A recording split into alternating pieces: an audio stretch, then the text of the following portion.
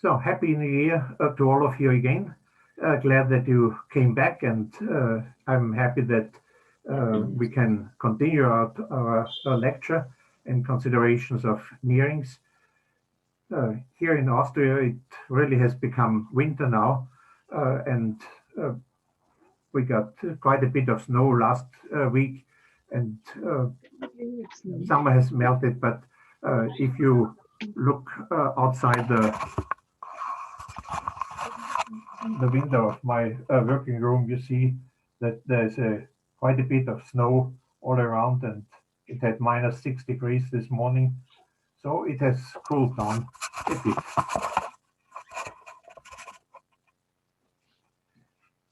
I just wanted to show you the scene, but now it's too bright, so I have to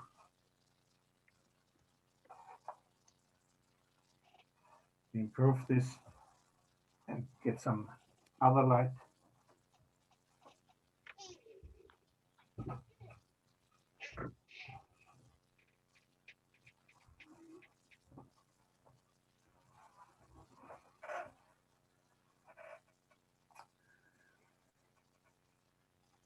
So as usual, we start with doing some these questions from last time. The one question was to show that the construction we had with the color field yields planar nearings. Unfortunately, I've done this during the last lecture already, so we don't have to repeat that. And the resulting, we started to construct the table in the case when we started with the color field of order 7, and this was to be completed. To shorten up the whole thing, I have put it here to this side. I hope you can see it. And this gives the multiplication table of the elements unequal to 0. All other, whenever a 0 is in a product, the whole product will be 0. And so we will go over this table in detail then.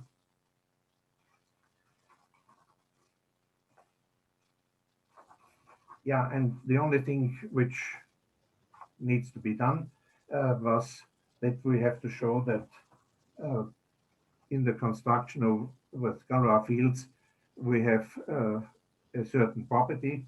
Let's repeat this perhaps. We start with a Galois field with the usual addition and a multiplication depending on S, where S comes from a subgroup, capital S, of the multiplicative group, which is cyclic, of course, and then we take the decomposition into the cosets, and the multiplication is the following: A cross B is the following. If B must be, if B is not 0, it must be in one of those, exactly one of those cosets. So it must be of the type V times sub I times S sub B, and this is unique. And we define this multiplication in such a way that we multiply in the Galois field S with this S sub B. Now you can ask why is this a good idea, and I hope it will show can be shown during the lecture that it makes a lot of sense.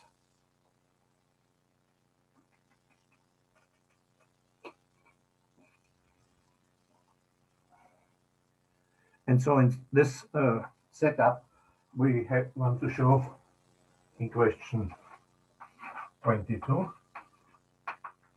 that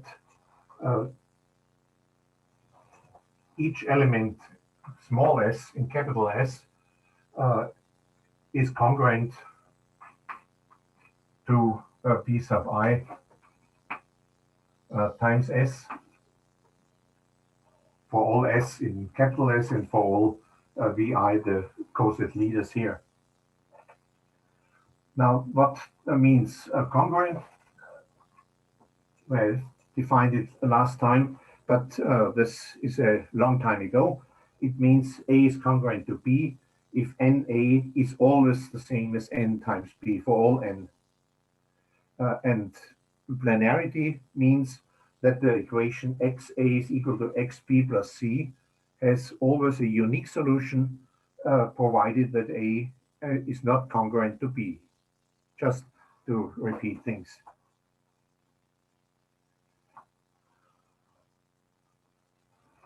So if we want to show this, we have to show that N times S is always the same as N times VI times S. So what is N cross S? I omit the index here. That's just after following this definition here is just N times S sub B.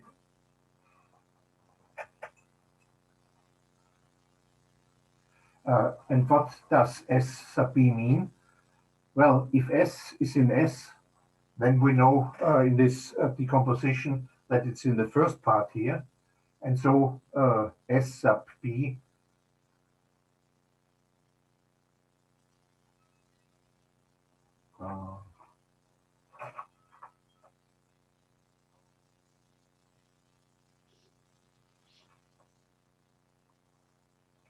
excuse me.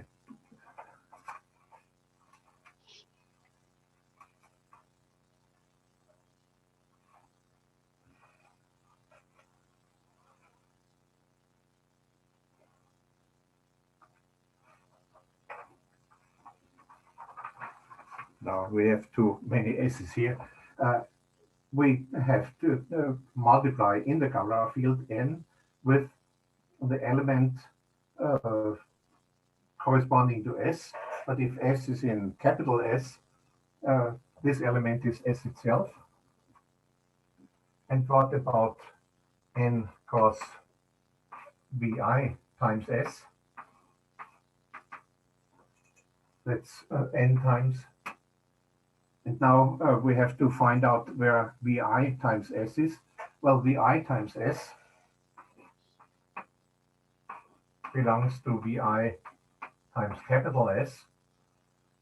And so it is of the form VI times this element S corresponding to VI times S. And since this is in S, it's the same as S itself.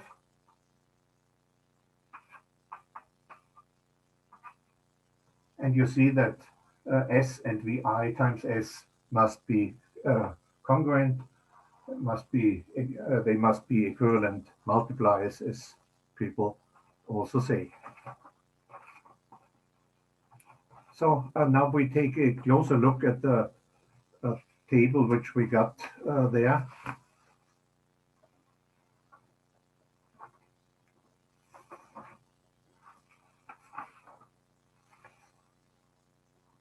And you see in this table a lot of regularities.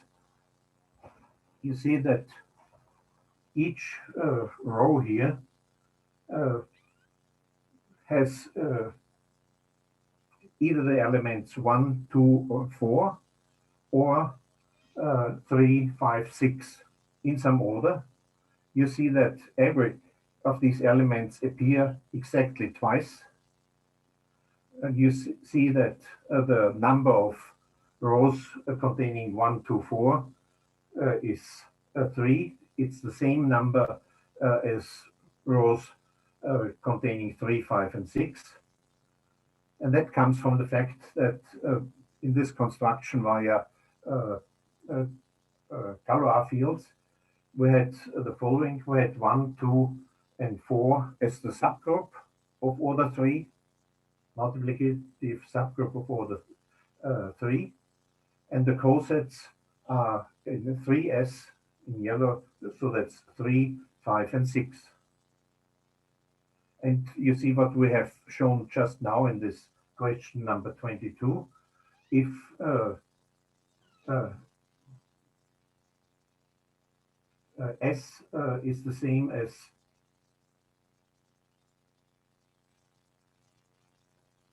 oh yeah, I forgot to say, what does it mean that A and B are congruent?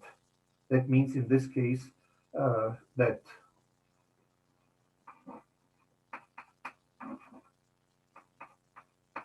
S sub A in this is the same as S sub B.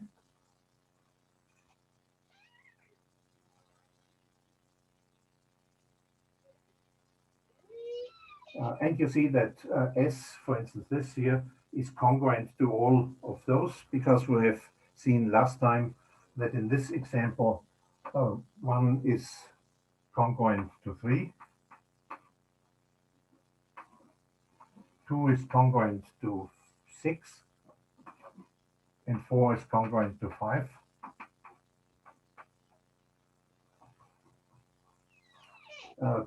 What does it mean that they are congruent? It means that uh, according to this definition of congruence, that n times 1 is always the same as n times 3. What does this mean? Where do we see all the n times 1? N times 1 is just the first column here, and n times 3 is just the third column here. And you see that they coincide, they are really the same, and with 2 and 6 the same. That means we basically we have only needed 3 columns here. The other columns are just copies of these columns, and we could have simply written it down that way.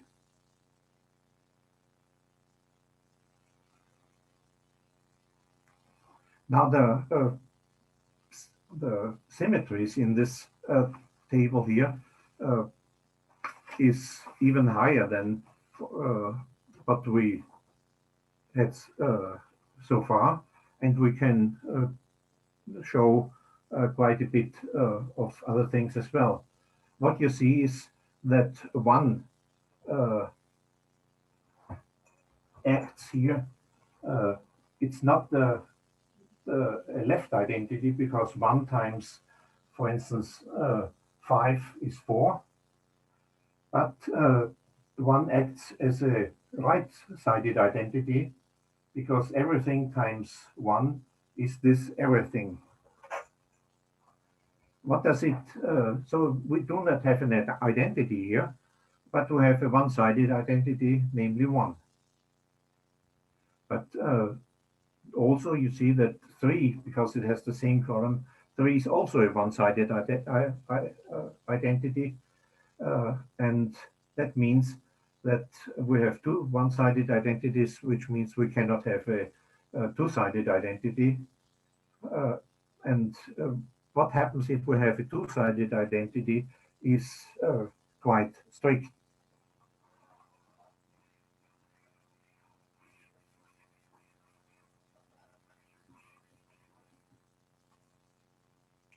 Because we can show the following proposition, which is basically to Jim Clay, that the following things are equivalent.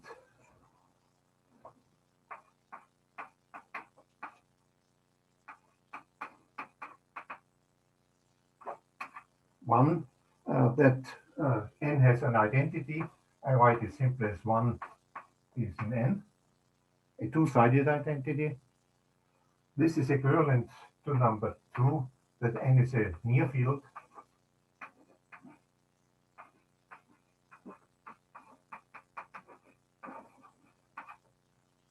And 3, it's also equivalent to saying that the relation of the congruence reduces to the identity.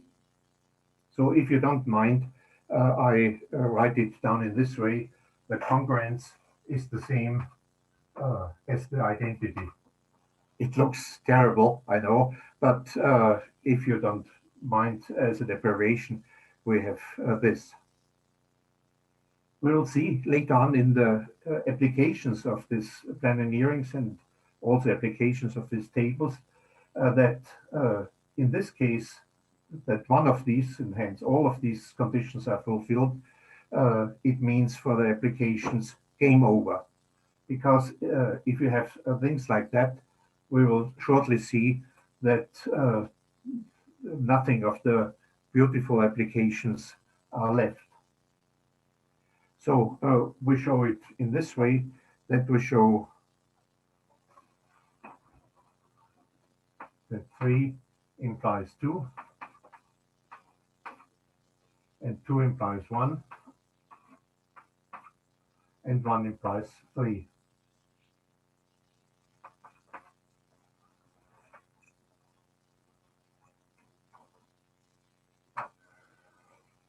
Now, 2 implies 1 is trivial, because if n is a near field, then it must have an identity, of course.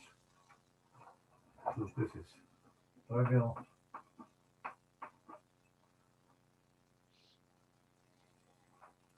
1 implies 3 is almost trivial, because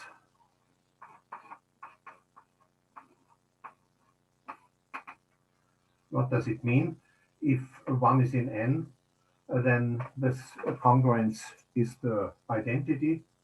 So if A and B are congruent, then we have that n times A is always n times B.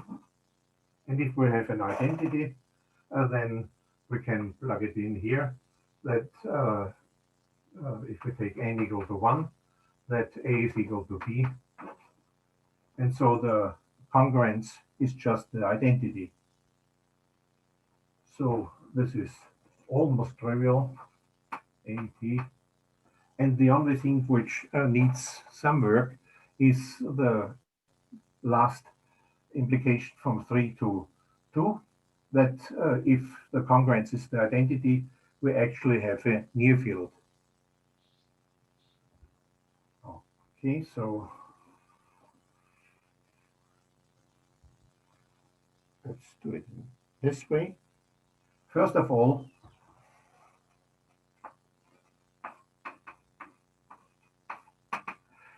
we have to show that we have an identity. And that goes in this way.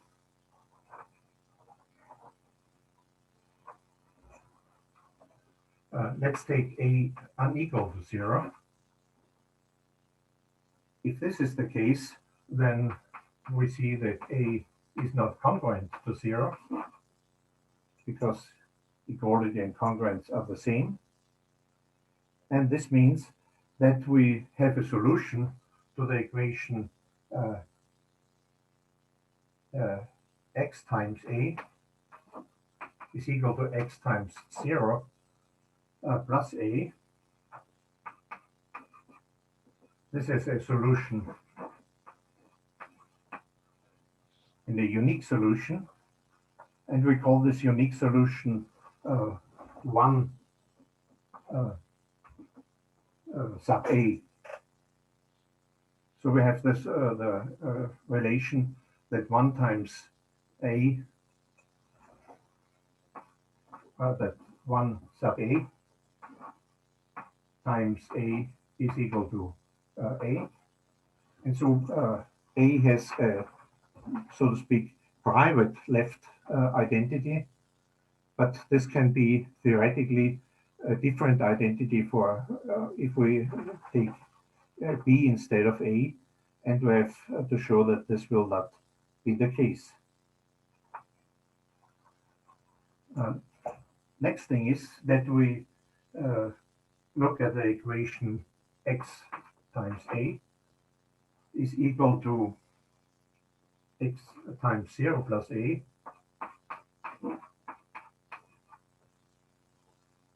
It's the same equation as here. And we have solutions in the following way. We have 1 sub A and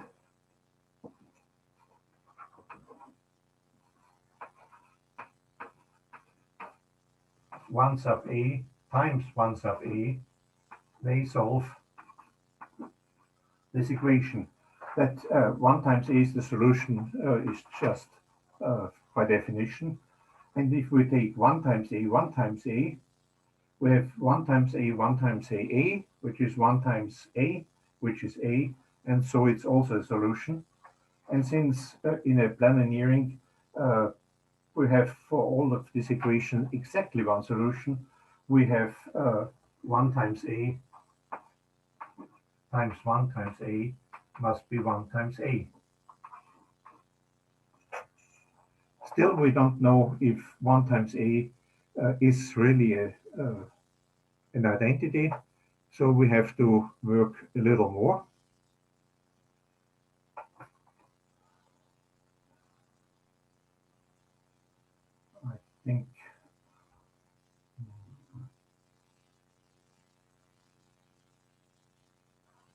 I think we can erase this.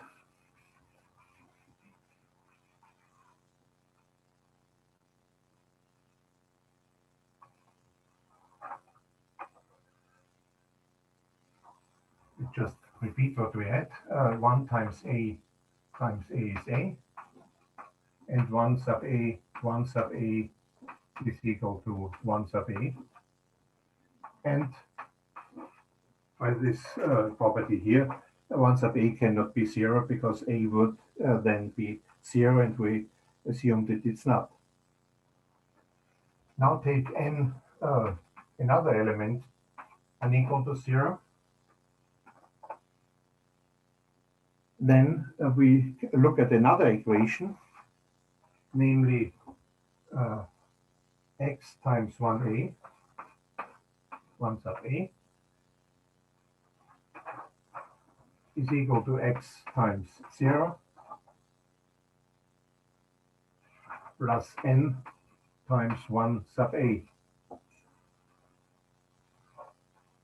Now since 1 sub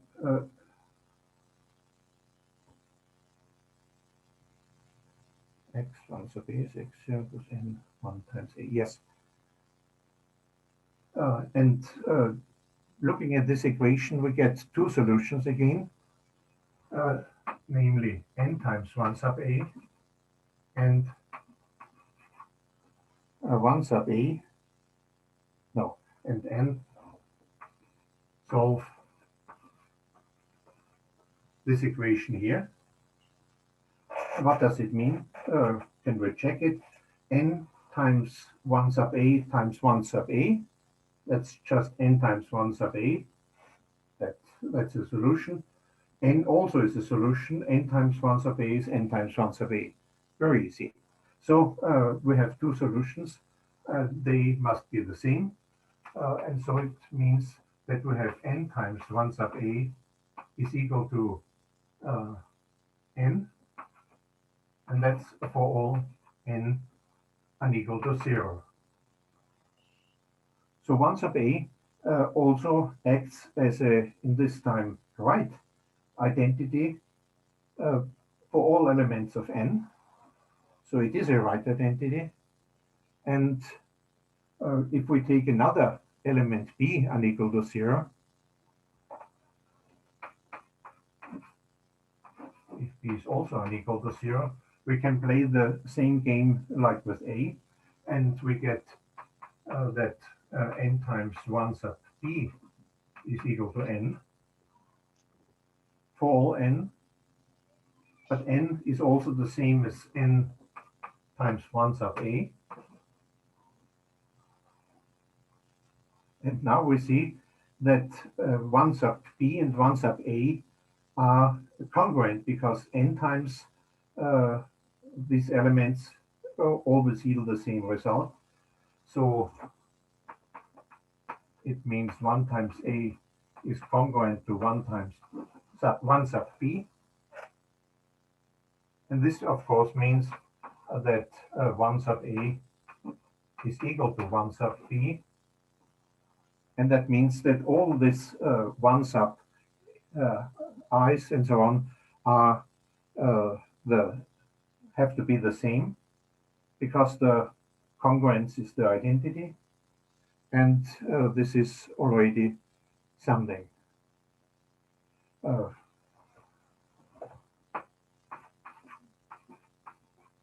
now look at this. If we take 1 sub a times n, we also can say this is the same as 1 sub n times n, because all 1 subs are the same, and 1 sub n times n must be the same as n. Yeah, now from these two things, you see that 1 times a, or any other one, 1 sub a, is both a right and a left identity. And so we do have an identity in our nearing. That's good. Yeah.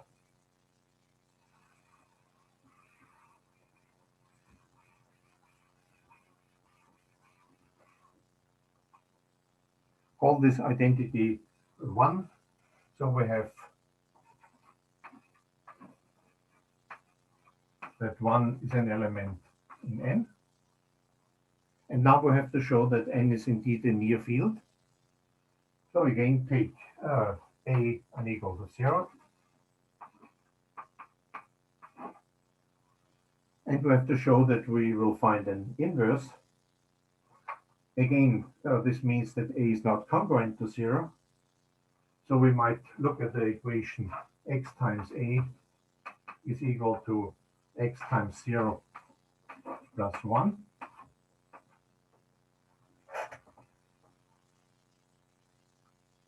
This must have a unique solution.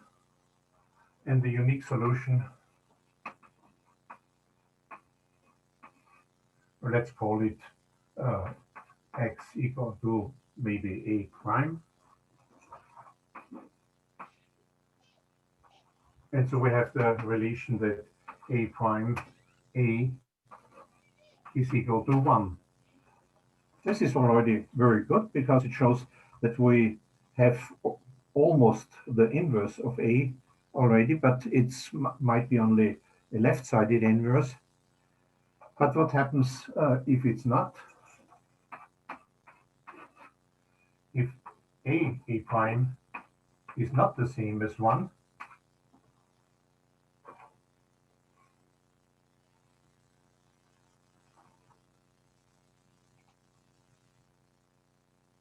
then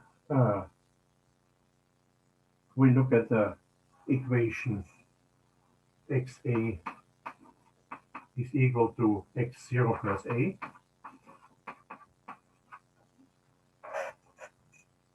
And here we have again two solutions. X can be either 1, because 1 times a is a, but it also can be a prime,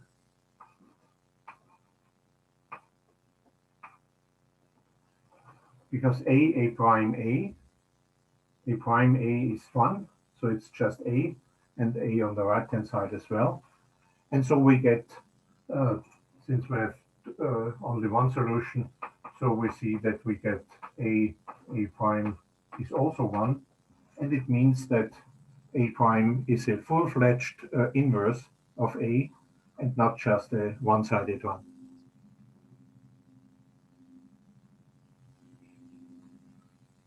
That means that we have to deal, in the case of planar nearings, almost entirely with nearings which do not have an identity. And that means that a lot of nearings which we have are now excluded already from being a planar. So we can see as a corollary that no nearings of the type m of g or m naught of g or polynomials on some algebra A, the zero symmetric parts, can be planar.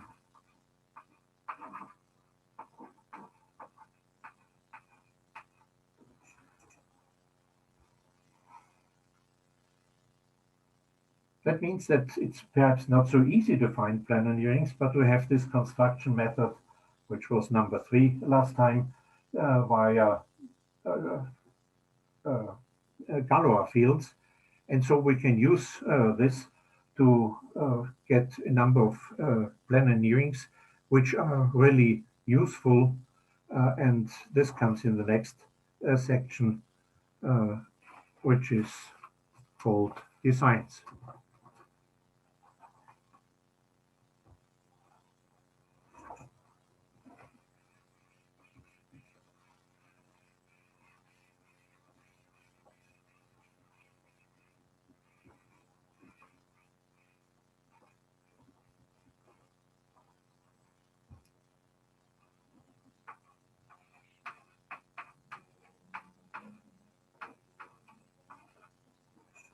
And of course, chapter 8 now.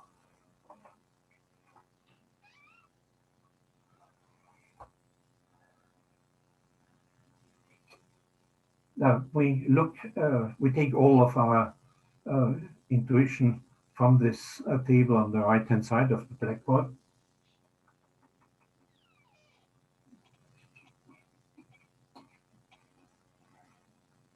And we first look at the rows. As I mentioned, the rows up to the order are just 2, namely uh,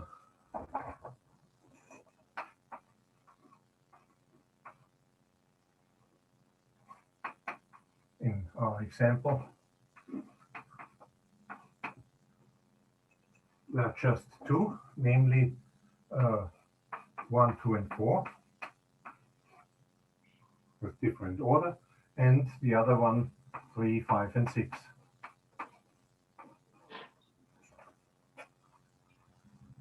Note that n star is just a union of these 2 elements, because this is a coset of this subgroup here, and they have no intersection.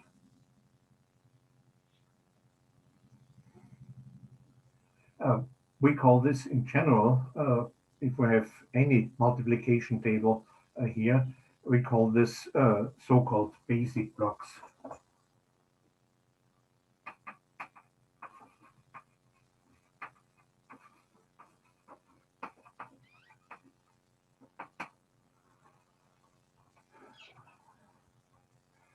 Now the first thing is that we show that all basic blocks have the same size. Well, we see in this case they have the same size, and one can prove this in general for planar near-rings, but what we will do, we'll prove it only in our case coming from Galois fields, because it's often quite a bit easier, and we can get also some information about this size of the basic blocks. So let's call it game.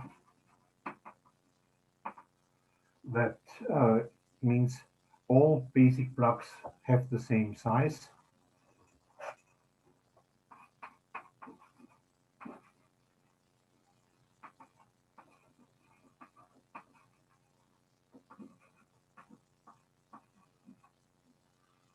Have size, the size, the cardinality of S, and which was the same as our element small s. In the decomposition, yeah, we had that S times T is just P to the n minus 1, the order of the multiplicative group. Why is this? Because the basic blocks are the rows. What is a row? The row is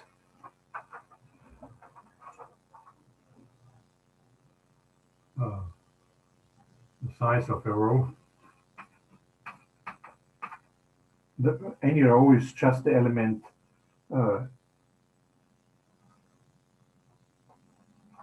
say some A, multiplied with the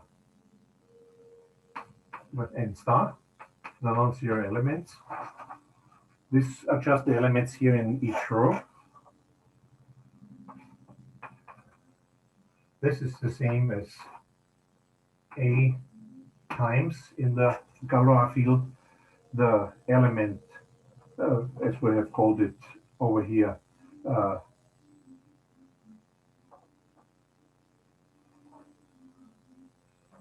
let's take size of all A times A star B first, where B is in n star. And this is the same as the size of all A times S sub B. And this notation is we have here, where B is in n star.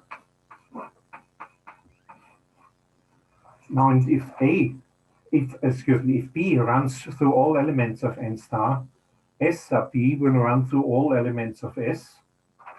So this is just the size of A times S. And this is just the size of S itself, because we have assumed here that A is not zero. We take only the rows here of the elements unequal to zero.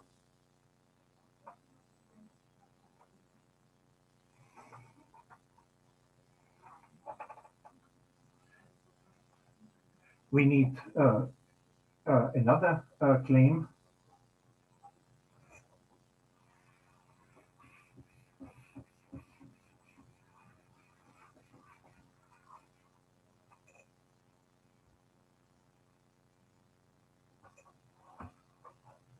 Next claim would be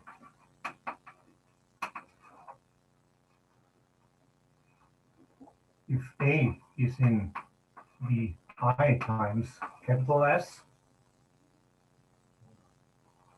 then all elements of the form A cross N are also in the same concept.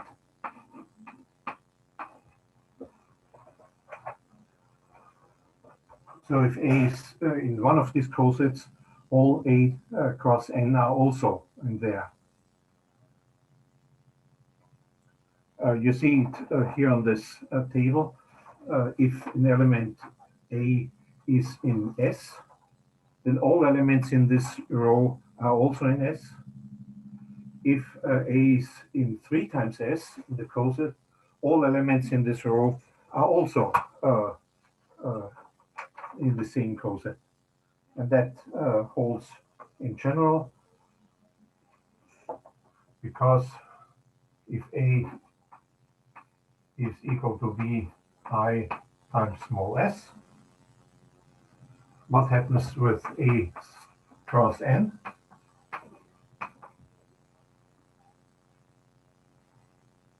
Well, A cross N is the same as A times S sub N.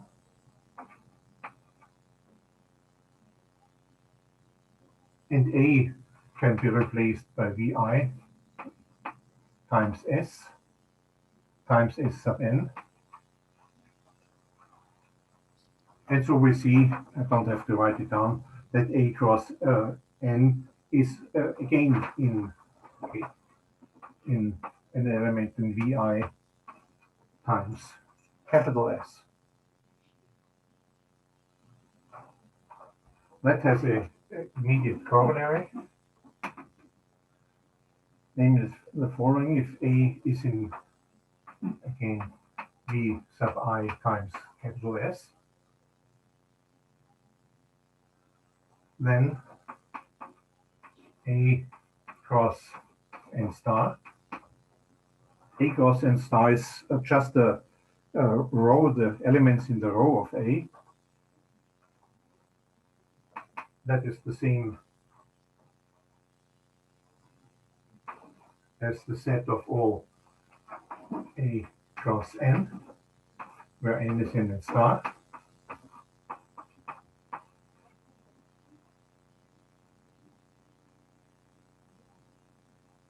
And as we have written up here, is the same as the set of all vi.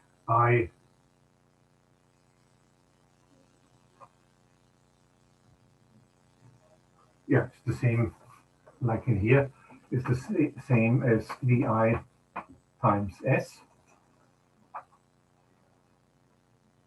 So that means if A is in the coset of vi, we know that the elements in this row here is just the coset vi times s itself. And that means, again as a corollary, that the number of basic blocks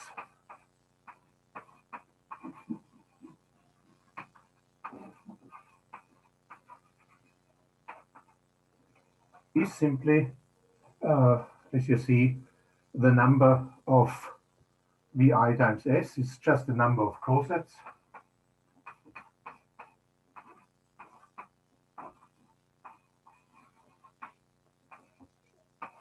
of capital S. And we have seen this number here is t, and s times t is p to the n minus 1. And so we have the number of these basic blocks identified. This is just p to the n minus 1 divided by small s. And this is just the number t again. And so we know already the number of elements in one of the basic blocks. They're all the same. And the number of basic blocks is now identified as t. And so we know quite a bit about these basic blocks already. The next thing is that we make another construction.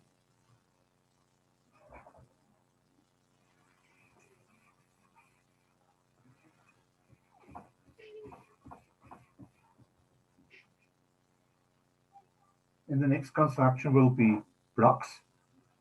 And the definition is just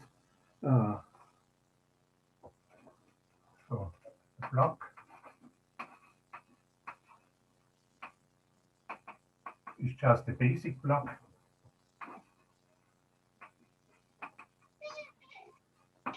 plus a constant c, so to speak. And so the blocks, if we add just one element, the blocks are have the same size as the basic blocks because we always add a c for a certain block, and that means that we know that the block, all blocks also have the same size of elements, namely s. What would be the situation in our case here? Well, now the room becomes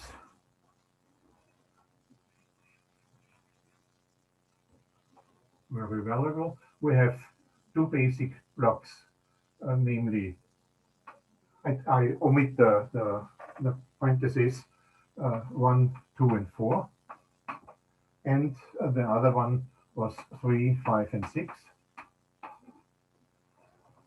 These are the basic blocks, and then we get the other blocks in if we add 0 or 1 or 2 and so on. And so let's do it. It goes fast. If we add 1, we get 2, 3, 5, then 3, 4, 6, then 4, 5, 7, which is 0, then 5, 6, and 1, and 6, 0, and 2. Okay, so you see, of course, they also have size 3, all of them, and the same with the second series, namely 3, 5, 6. We will get 4, 6, 0, then 5, 0, 1, then 6, 1, 2, then 0, 2, 3, and then 1, 3, and 4. Now, to our surprise, what we see here is that we get a collection of altogether, of course, uh, 7 plus 7, which means 14 blocks. These are all blocks. In the first row are the basic blocks. These are the normal, the ordinary blocks. And if you look at it, you will find that no two blocks are the same. So perhaps it could be that this 1 to 4 appears here in this list. It almost appears as 1, 3, 4, but not quite the same. And that means that we get a collection of 3-element subsets, and all of them are different. I claim that this happens all the time, and so I have to prove it.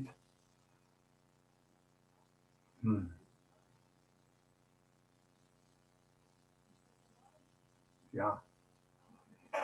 Is this part too dark in the blackboard, or can you read it? Okay, so I can use at least part of this. So what we have seen here will be the next result.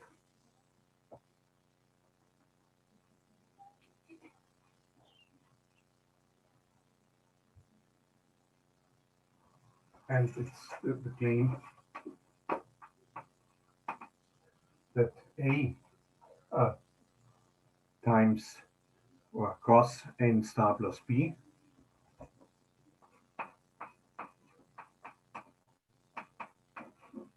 is equal to C plus C cos n star plus B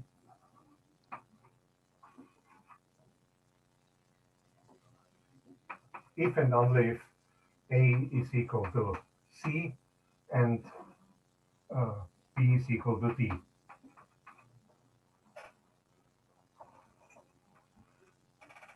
Okay, so this is the part which requires some work, and we'll start doing continuing this. Of course, this application from right to left is trivial, so we only have to prove that this implies that A is C and B is D. The first thing is that we can start looking at this equation. So we can write A cross n star is equal to C cross n star plus, and here D minus B, if we put it on the right hand side. And we call as declaration this, perhaps call it E, next letter.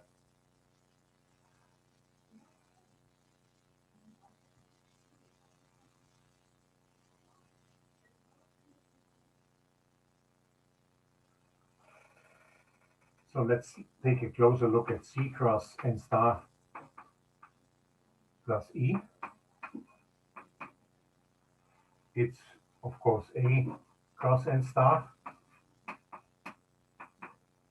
And this can be written as the set of all A times S sub n,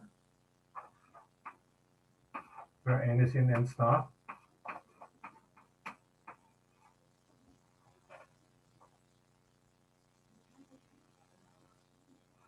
And now we take some element S, which is in S but not equal to 1. Then we can write this also as a set of A times S sub n. where n is in n star, because they run through the same set of all elements in S.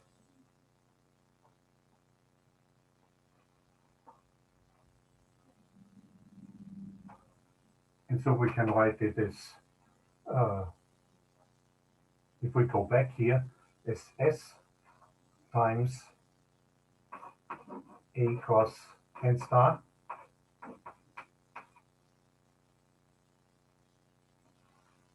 and this is S times C across n star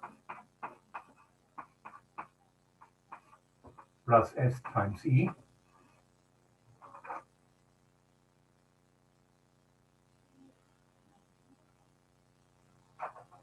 And so it means that C cross n star is the same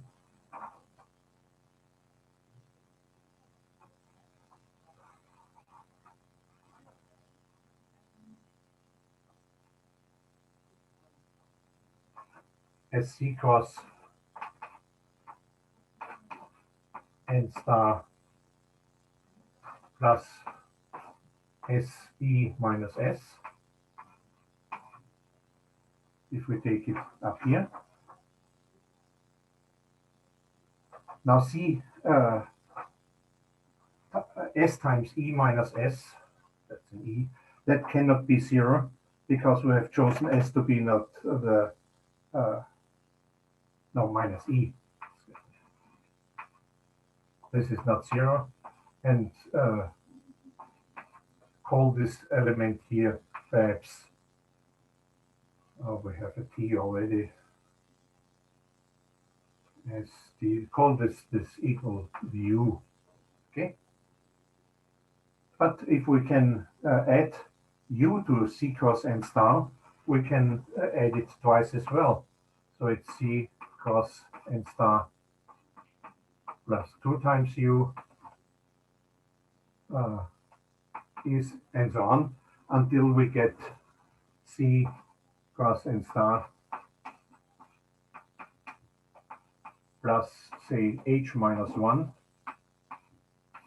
times U, where H is just the order of U in this additive group. Oh. H is the order of our element U.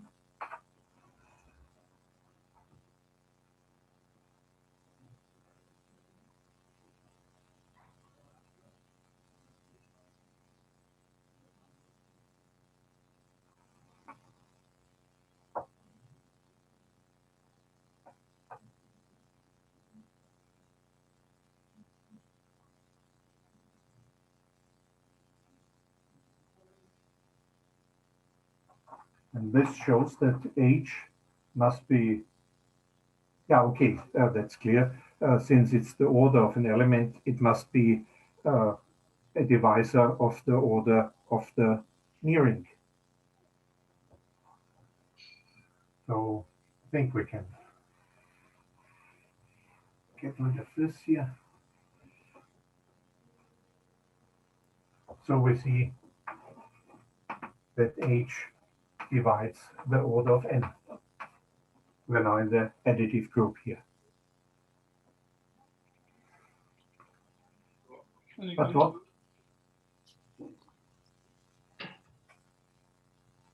Excuse me? Okay, so we can write C cross n star. That's the same as C cross n star plus the subgroup generated by this element U. And we can look at this from the other point as well, that we take focus on U and say that this here is just a union of cosets of U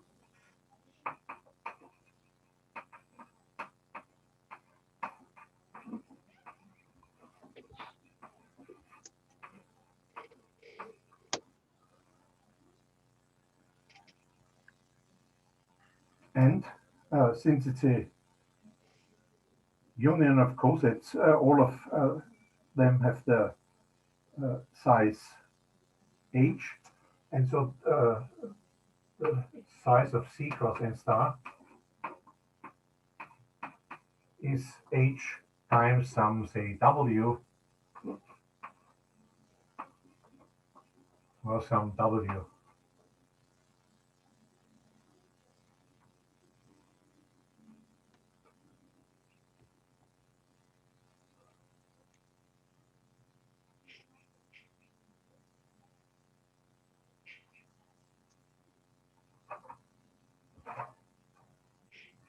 We're almost through.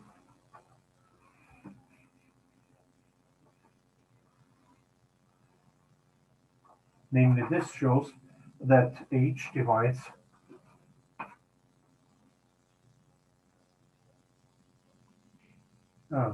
this order of C cross n star. And C cross n star, that's a basic block in here. And so it divides, we know the size of the basic blocks, which is S.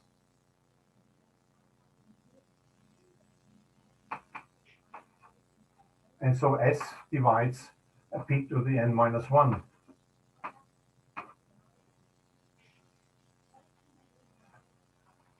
And now we have a problem here. We have that h divides the order of n, which is p to the n minus 1, and the order of n is p to the n. And from this, that h divides also p to the n minus 1. And boy, if you want to have this, that it divides both p to the n and p to the n minus 1, that's hardly possible. And so we see the only possibility is that h is equal to 1. And what was our h? H was the order of t, and so the t must be 0.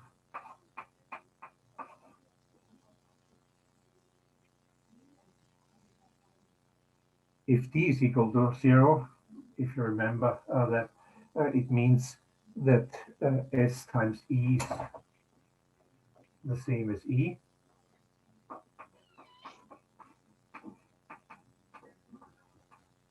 And that's a contradiction because we wanted S to be unequal to 1. Okay, that was hard work. I acknowledge that, and it was much harder work for the ones who discovered these interesting connections, namely Jim Clay, Giovanni Ferrero, and Gerhard Betsch.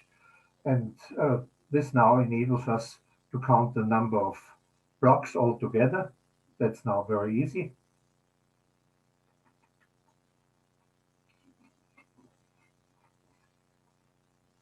It's the same what we had here, the number of basic blocks, and then each one has, in our case, 7 followers. So it means that we can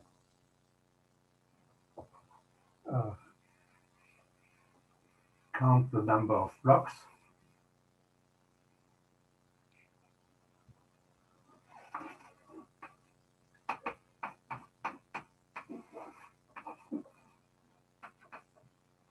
Is now the number of basic blocks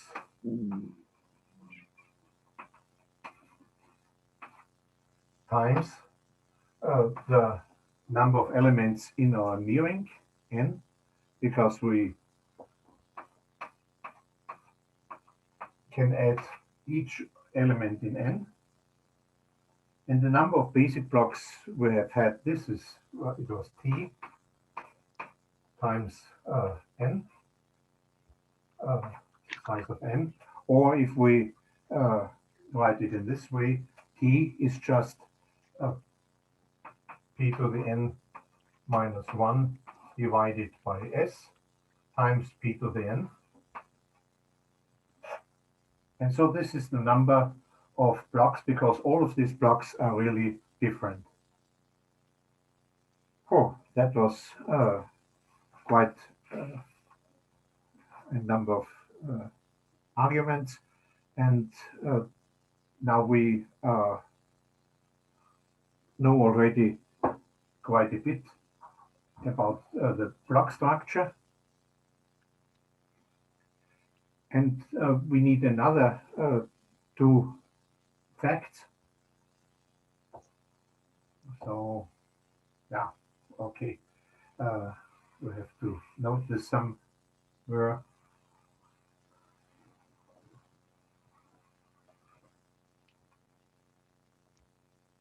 The next thing is we want to find out how often does a specific element, for instance 3, how often is 3 in one of these blocks. We see it's here 1, 2, 3, 4, 5, and I must have forgotten one. 1, 2.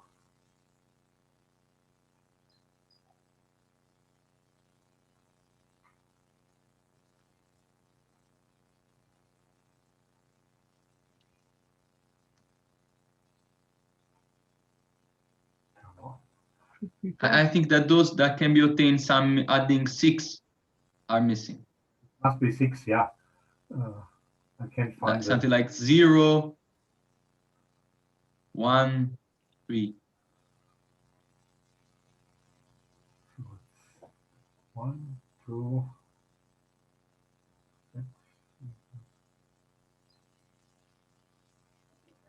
Must be somewhere in this column. 4, 5, 6, 0, 1, 2.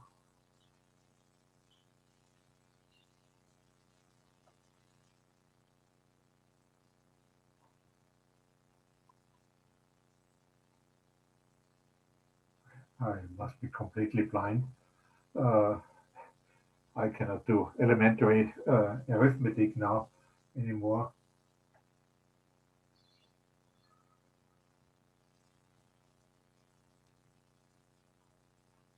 Because if I add all elements to 4, then sometimes I have to get 3. Yeah, that's because you didn't add 6.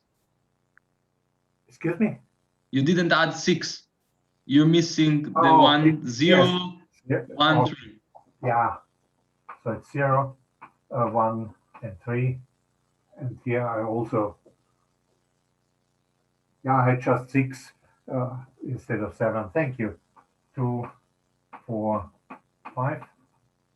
Thank you very much. I'm really getting old. So you see that 3 appears 6 times, and if you take another element 5, it's 1, 2, 3, 4, 5, 6 as well, and the same for all other elements. So we take this as a claim.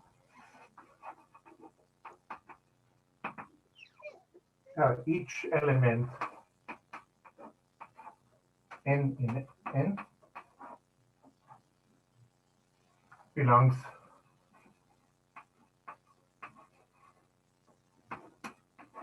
to precisely p to the n minus 1 blocks.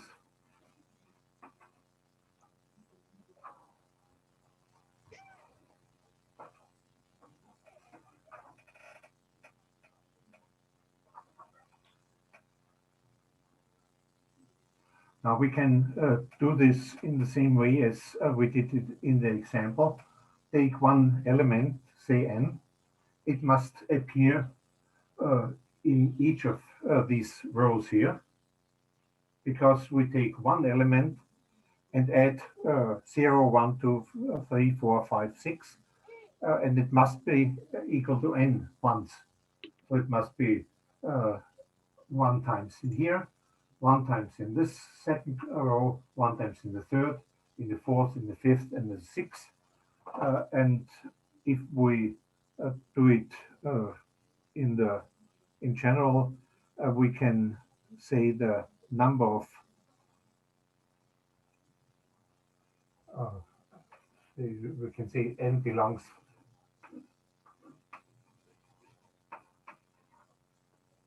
to so many basic blocks as we have.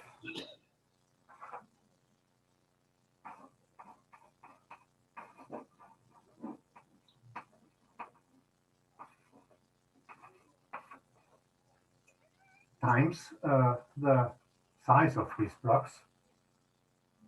The size of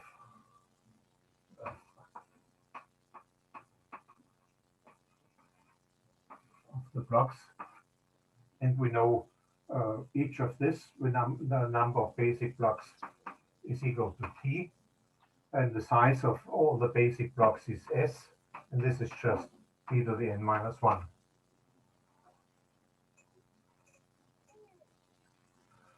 So we know practically a lot of things now about this collection of blocks. We know the here we know the number of blocks, the size of the blocks, but there's one point which makes these designs especially, or these situations especially interesting, and that's the next claim.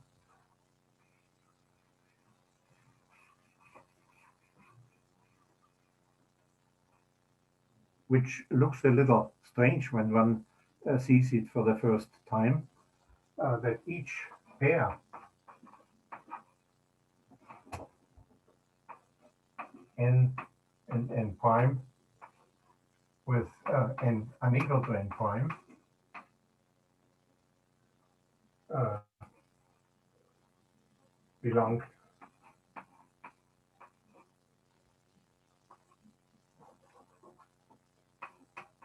to the same number of blocks, and the number of blocks here is t minus 1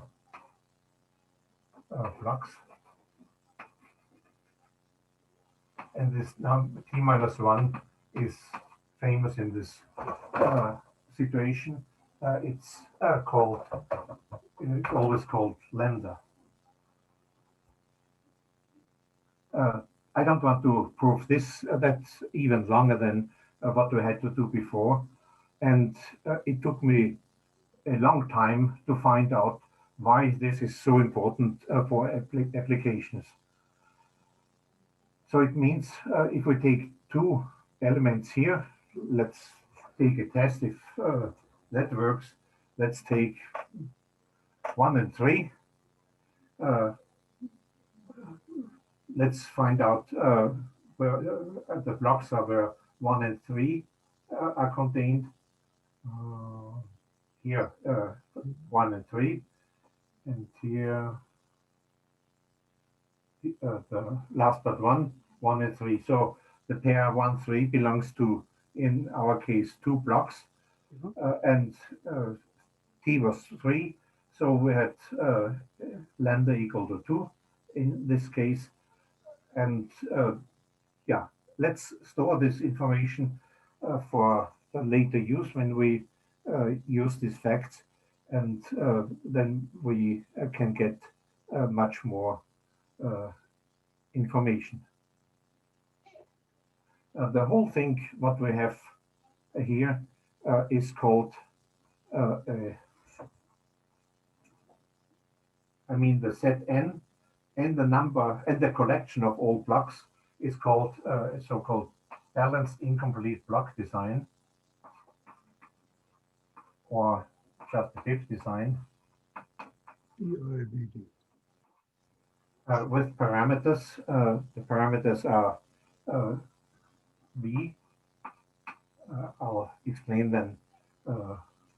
V is the number of elements in the near-ring, or the number of.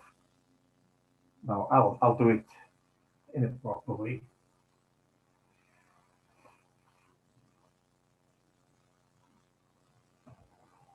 Let's have this a set at, set n,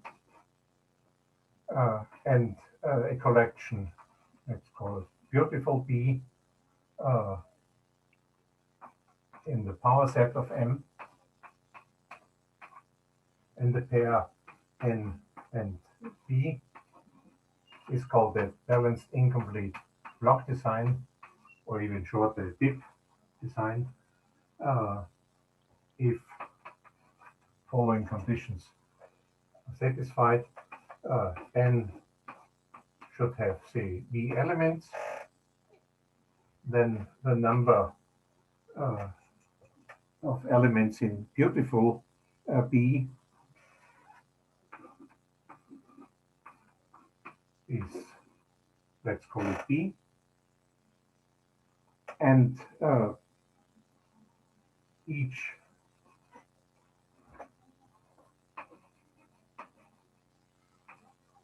B in beautiful B should have the same size, that B has the number of elements is K, and the each N in N belongs to a number which is always called R, to R blocks. Okay, we call the elements in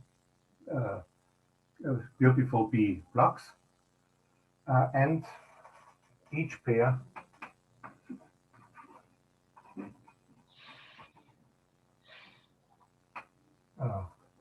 N and then prime of different elements belong to lambda blocks.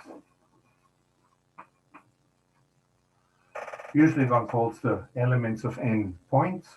So we have points and blocks, and each block is a collection of points.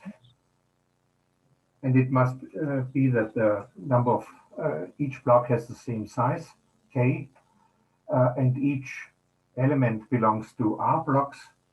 We have had this situation just in the previous claim.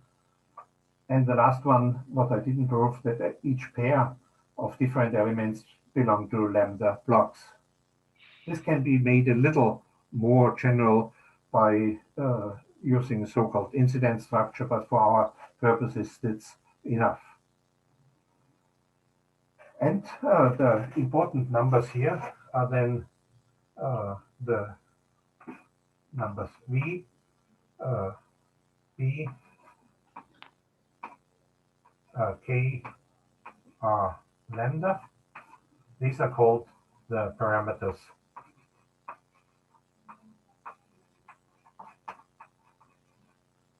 of this design.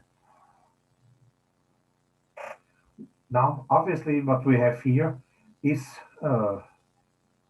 in fact, a design, because we have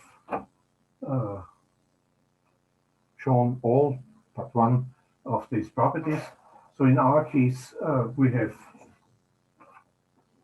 the number of points is 7, the elements of our Galois field. The number of blocks is not 12 as I had before, it's in fact 14. The next thing is K is the size of each block, and the size of each block we have determined this. I'll do it in the general sense then. The number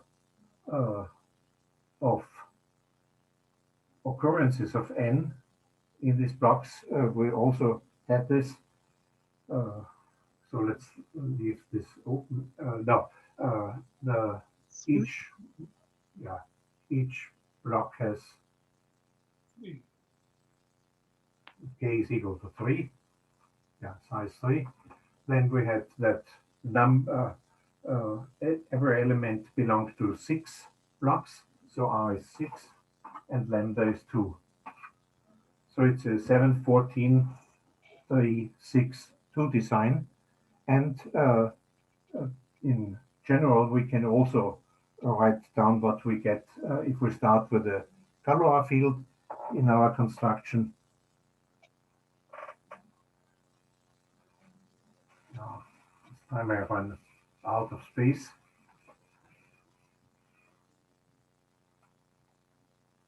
What are the parameters in our case?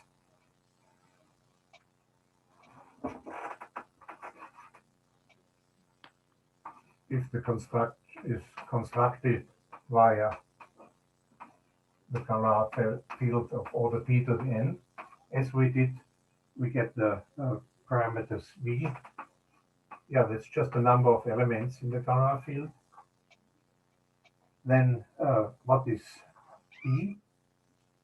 We had the b number of blocks. We had determined this. It was p to the n times p to the n minus 1 divided by s.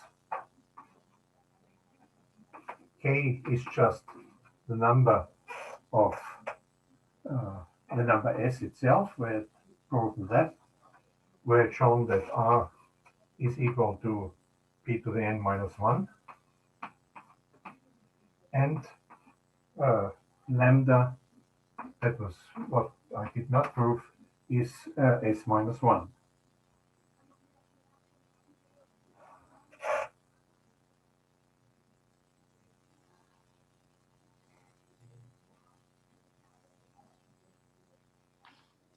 So yes,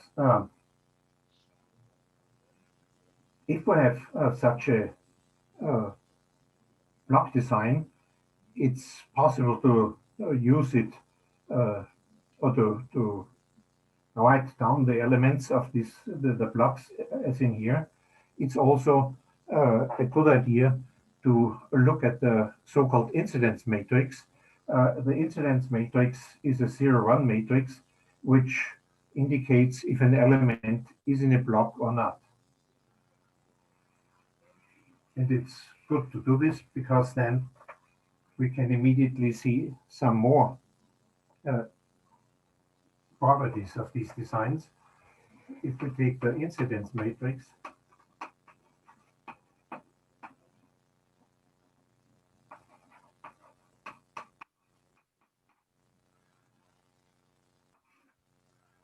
we take as many rows as we have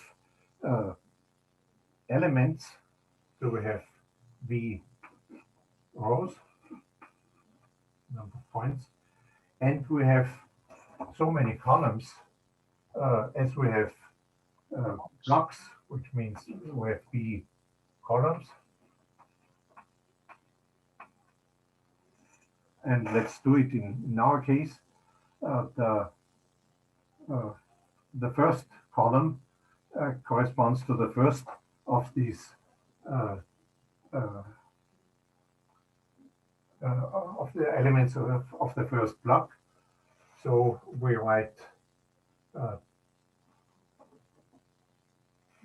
reserve this for the element 0, 1, 2, 3, 4, 5, and 6.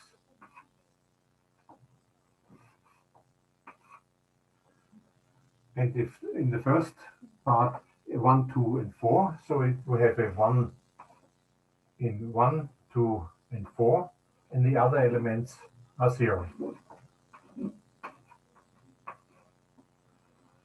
The next one, yeah, you see it's just shift by 1.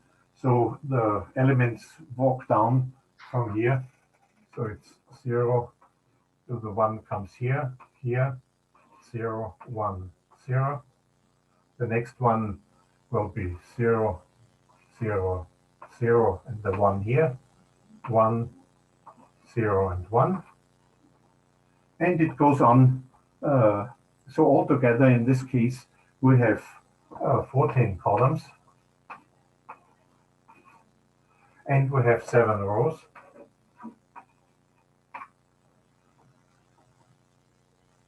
And we don't have to do this in detail. I'll show. I'll have here for the next lecture. I'll have the thing prepared for you. By the way, you also still have to get some pages of the lecture notes. I'll do this in the next phase. My scanner is out of order, and now the shops are closed, and I cannot buy other scanners or other repair parts. But we'll see also that if we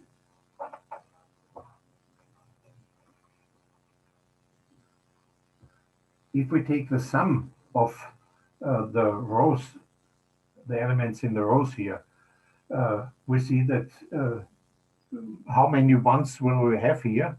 Well, we have as many ones as often as 0 appears in one of the blocks. And we have found out that every element appears in 6 blocks. So if we must have 6 ones in here, and if we add all of those, we'll get 6 here, and 6 here, 6 here, and so on until we have 6 here.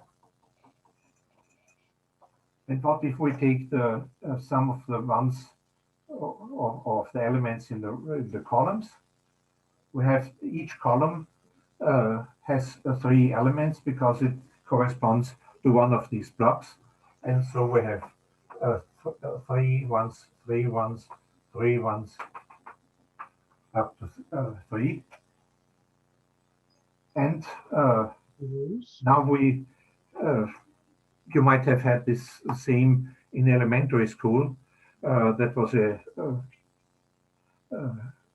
exercise I often had to do. You have a table like here, take the sum of the rows, take the sum of the columns, and then take the sum of the row sums and the sum of the column sums, and that must be the same number. It never worked out for me because I always made a mistake and calculated wrongly, but it means in our case that we have the following situation. How many ones are here all together in this incidence matrix? I write it inside. The number of ones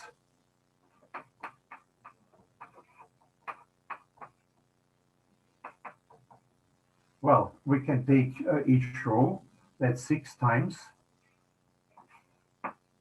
and we have 7 of the rows. Or we can take the columns sums, which is 3 times the number of columns, which is 14. So it must be 42. There must be 42 ones in here. And from that, we can get, of course, a general result because that happens in all of these block designs. What does it mean? So in general, we have 6, which is a number R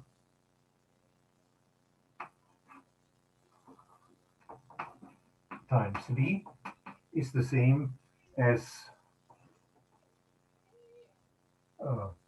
K times B.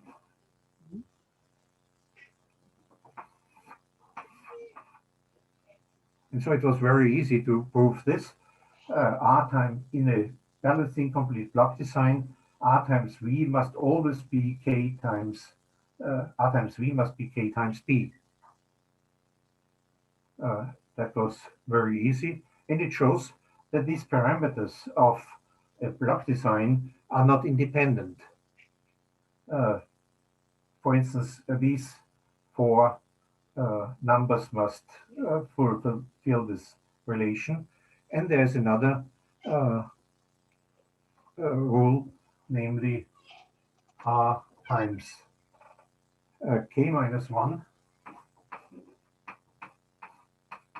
is equal to lambda times V minus 1.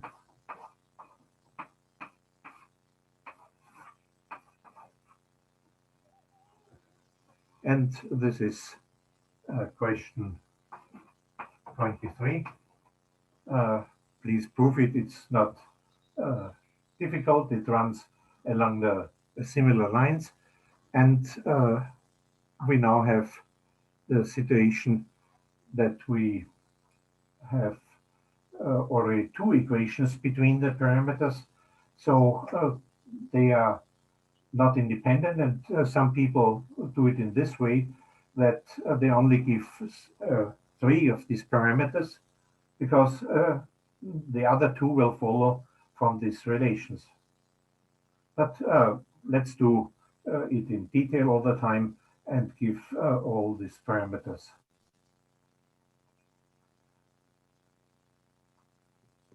The next question is, suppose we have 5 numbers which fulfill these two equations here. Will there be a block design of the corresponding with the corresponding parameters? And this is not true, and it's up to now, as far as I know, unknown for which combinations of parameters B, R, K, and so on, fulfilling these relations, do there exist block designs with these parameters? But at least in our case, we know if we start with Galois fields, we'll always get a balancing complete block designs, and we know all these parameters in advance, and that's a nice situation. And we'll find out what it brings for our purposes in life. And just another question 24. What design would we have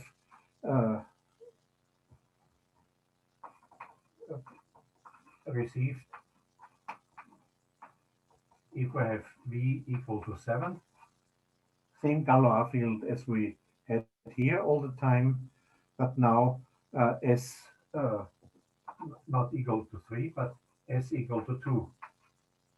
That's a legitimate question, because S must be a divisor of V minus 1, and 6 has just two non-trivial divisors, 2 and 3. We had S equal to 3 here. What happens if we take S equal to 2? And will we get the same design or a different one? Will it be better or not so good?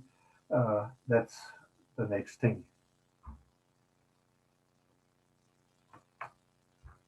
Yeah, it's just 2 minutes to go, and I don't want to overdraw, at least at the first lecture in the year.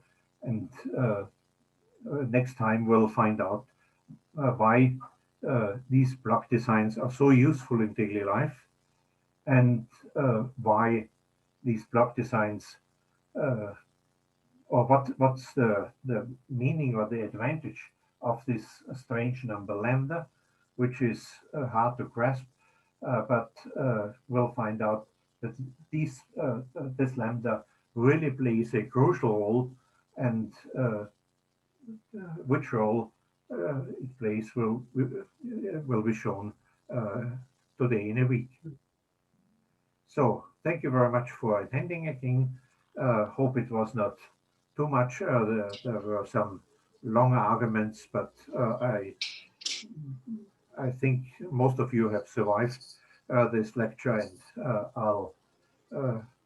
I'm looking forward to seeing you next week again. Thank Bye you. bye. Thank You. you. Thank you. Thank you. Thank you. Thank you very Thank much. you.